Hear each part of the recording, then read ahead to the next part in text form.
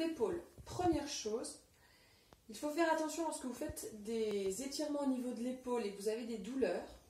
Les étirements ne doivent pas déclencher les douleurs que l'on a des fois, ces douleurs projetées qui sont liées à une compression de la coiffe des rotateurs entre l'humérus et le toit composé de la clavicule et de l'acromion.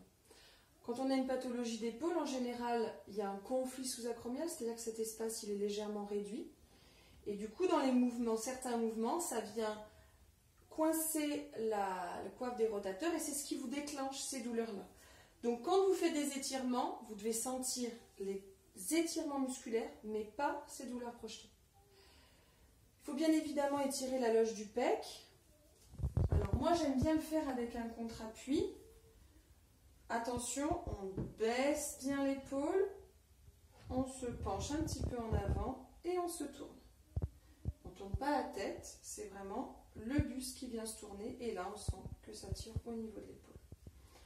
Ensuite, pour étirer la partie postérieure, l'idéal c'est de se tenir à quelque chose. Bon, là en l'occurrence je n'ai pas.